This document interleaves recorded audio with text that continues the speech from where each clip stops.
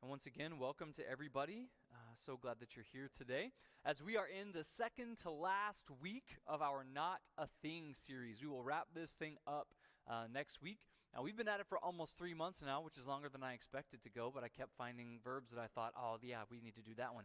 So we just kept going. But we will wrap it up next week and move on to a couple of Easter lessons. We'll have a little Palm Sunday and then an Easter lesson. And then after that, I think we're going to move into a series on the book of Daniel, which I'm excited about.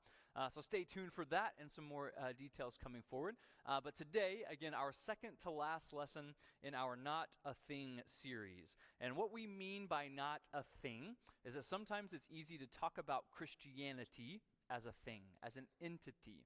So when we begin to think about Christianity and what it means to be a Christian, what it means to be a church, we talk about how that Christianity is not a thing and the church is not a building. It's us. It's people.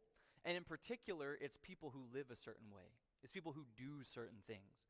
And so we've been talking about verbs. We've been talking about verbs of how God's people live in the world. We've been talking about verbs like go and see and seek and hear and pray and worship.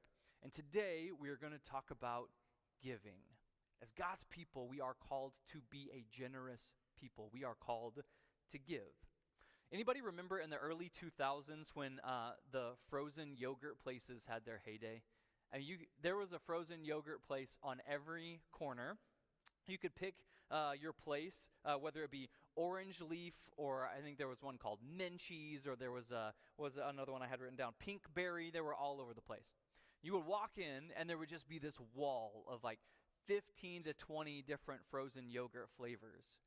If you're like me, I can't just pick one. There's several that I like to try, so I made myself a sampler. Right, so you have at least 2, maybe 3 different kinds kind of portioned up in there. So you pick which kind of flavor that you want, and then you get to the toppings bar, right? I mean, this thing is like 10 feet long, and it's full of everything you could ever dream of, and some that you didn't, that you could put on top of your frozen yogurt. You could have fruit and candy pieces and cookie pieces, gummy bears, you name it, you could put it on it.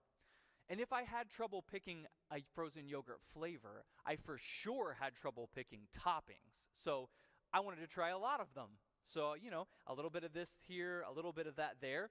Usually I ended up with something that looked like this, if my clicker is not working. There we go. Was that me or you? That was you. Okay, I'll try again in a second. So I ended up with something that looked like this. And then you get to the counter, and then you realize that you pay by the ounce. So what started as like a sampler, like I'll have a little of this and a little of that, turns into this mountainous thing, and then I realized that I just paid $15 for stuff that wasn't even real ice cream, right? But it was healthier, right? I mean, doesn't that look healthier? No, not at all. In the TV show The Good Place, the angel Michael, played by Ted Danson, is attempting to design a neighborhood in heaven for people that would go there. And he, as an angel, is trying to learn as much about human culture as he can and make a place that humans will enjoy while they're there. And true to life, as the main character, Eleanor, is introduced to her neighborhood in heaven, she realizes that there are 3 different frozen yogurt places, all within eyesight of where she stands. And so she looks at Michael and she says, "What's the deal with all the frozen yogurt?" And Michael explains with what might be one of my favorite lines ever. Okay, Ben, I don't think I'm working, so it's you. "There is something so human about taking something great, ice cream, and ruining it a little so that you can have more of it," right? Because we don't just want ice cream, we want a lot of ice cream. Which begs a question, Ben, you can hit that next slide for me, a question that we do not know how to answer in almost any area of our lives. How much is enough? When I'm standing there with my bowl at the frozen yogurt place, how much is enough?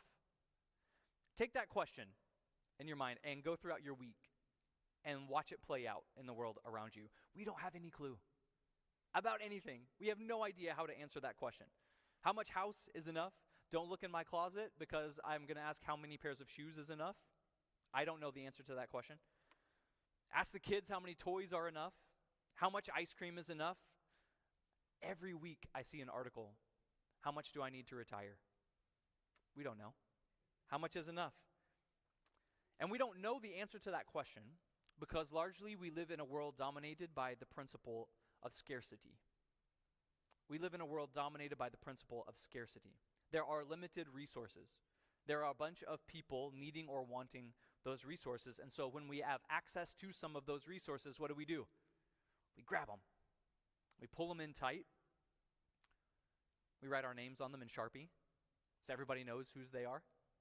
These are mine and not yours. Don't touch them. Scarcity is the principle that rules kingdoms on earth. But what if it isn't the principle that rules in the kingdom of heaven? The place that we as followers of Jesus claim to have our citizenship. If you have your Bibles and you want to follow along, we'll read a few verses from 2 Kings chapter 4. 2 Kings chapter 4. Thanks, Ben. Beginning in verse 1. The wife of a man from the company of the prophets cried out to Elisha, "Your servant, my husband, is dead, and you know that he revered the Lord, but now his creditor is coming to take my 2 boys as his slaves." Elisha replied to her, "How can I help you? Tell me what to do. Tell me what you need. What do you have in your house?" "Your servant has nothing at all," she said, "except for a small jar of olive oil." Elisha said, "Go around and ask all of your neighbors for empty jars. Don't ask for just a few. Then go inside and shut the door behind you and your sons. Pour oil into the jars, and as each is filled, put it to the side." She left him, and she shut the door behind her and her sons. They brought the jars to her, and she kept pouring. When all the jars were full, she said to her son, "Bring me another one." And he replied, "There is not a jar left." And then the oil stopped flowing. She went and told the man of God, and he said, "Go sell the oil, pay your debts, and you and your sons can live on what is left." We, like the widow, have a tendency to look at our cabinets and say, "I don't have anything except this one little thing." Well, if we have one little thing, that means we don't have nothing. We have something. And in the kingdom of heaven, when there is something, it seems that there's always enough. If there is something, it seems that there's enough. In fact, it seems as if not just enough, but God always seems to have plenty. God is never about to run out. The kingdom of heaven doesn't operate under the principle of scarcity. The kingdom of heaven operates under the principle of abundance. God is never about to run out. God has more than enough. God tries to teach us this lesson here in 2 Kings chapter 4. He tries to teach us this lesson back in Exodus 16, that story about the manna and the quail, where God sends them the manna every morning. And he says, "Collect only what you need for today, because more is coming tomorrow. I'm not going to run out, and I want you to trust me that I won't run out."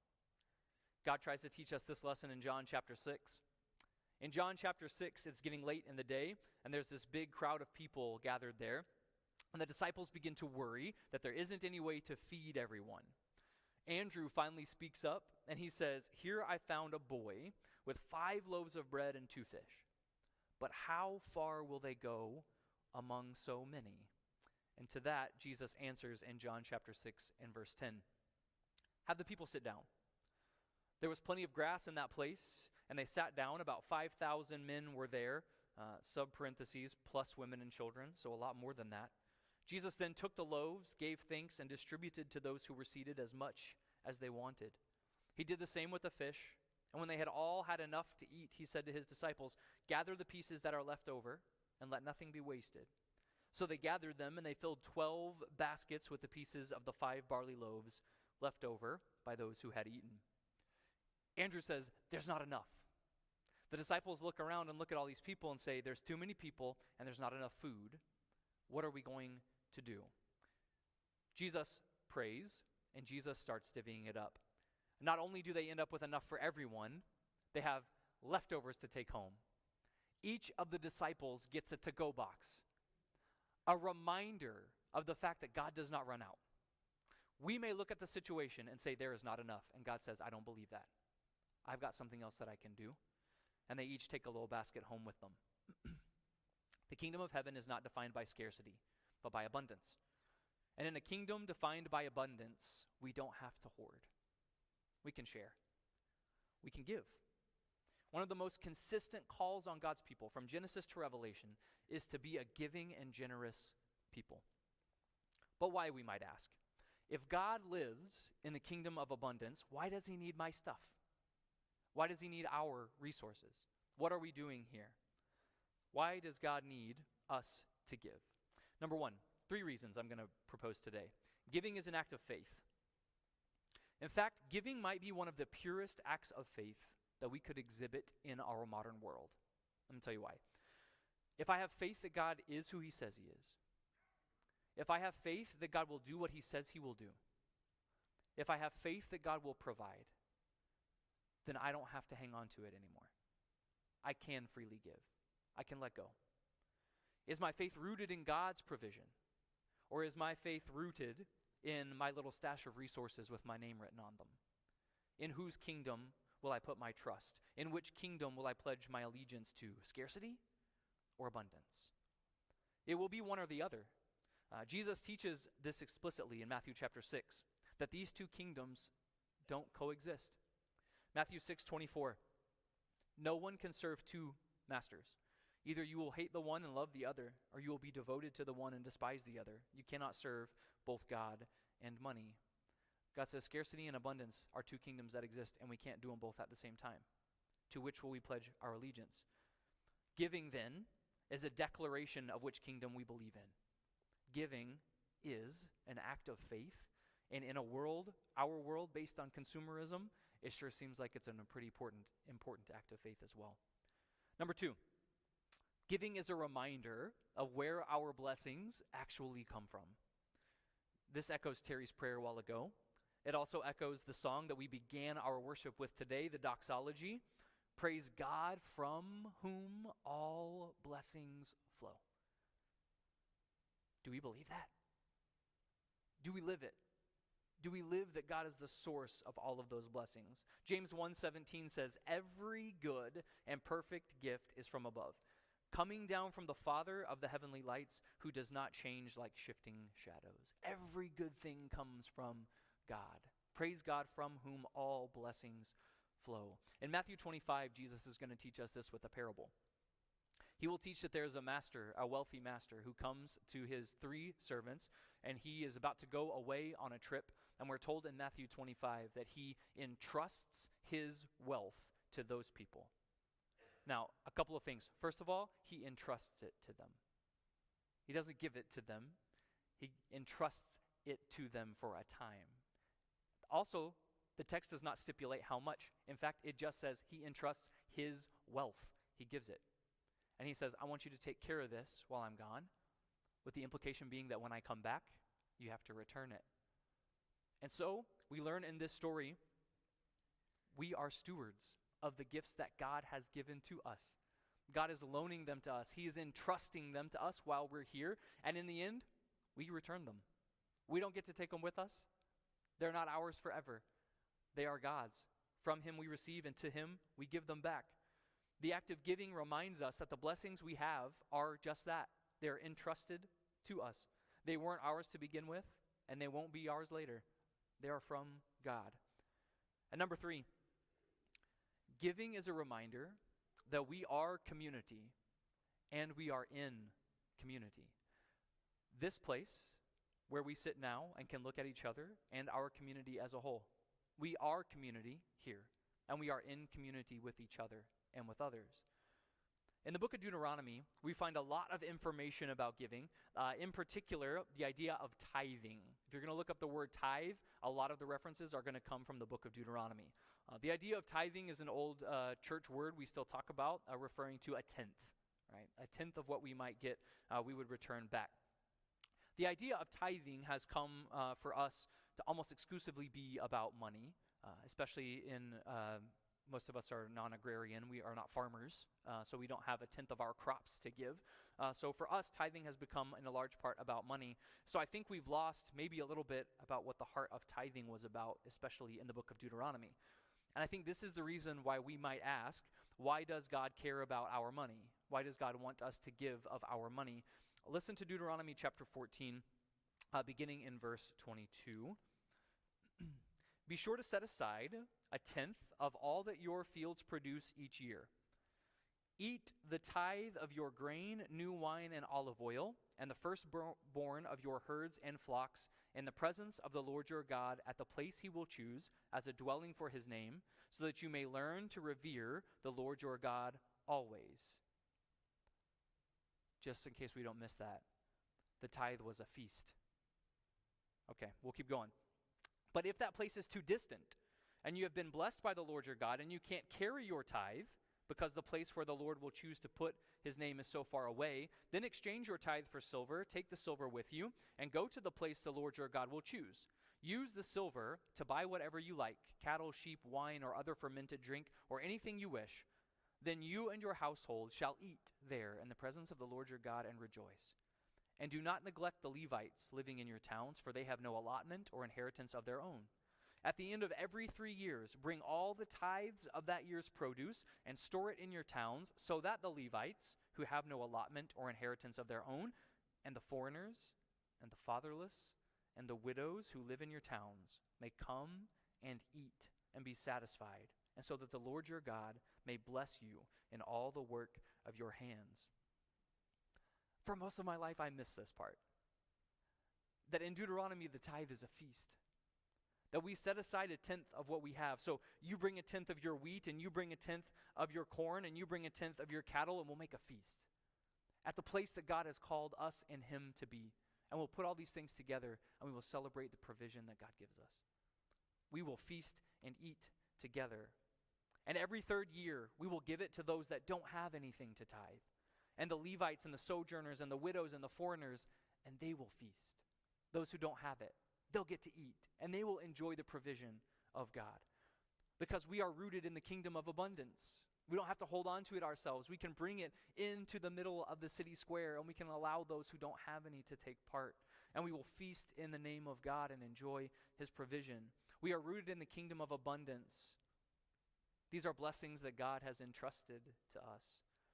And because we are in this together, we are community, and we are in community.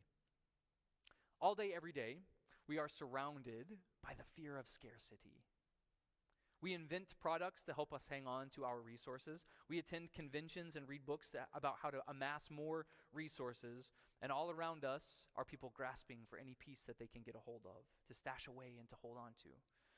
Would there be anything more impactful in our current climate than a people who operate not by scarcity, but by abundance?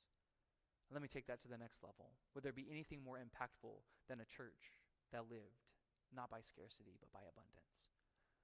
We're going to have a presentation here in a minute in which Jeff is going to talk about the reality of some of our financial situation here. But what I encourage us to do is to look at these things not out of scarcity, but out of abundance. Maybe the future looks different for us, but that doesn't mean that God is not here and that God does not have a plan for us. So may we be a people rooted in abundance, God's abundance, not ours. That God has a plan for us, and God has a plan for the world, and we are happy to participate in it. Is there anything more countercultural than a church or a people who give and give generously? We'll have one more song, and I'll ask you to stand as we sing. If we can help you this morning, and I could pray for you, please feel free to come find me. And then after that, we'll have a presentation by Jeff.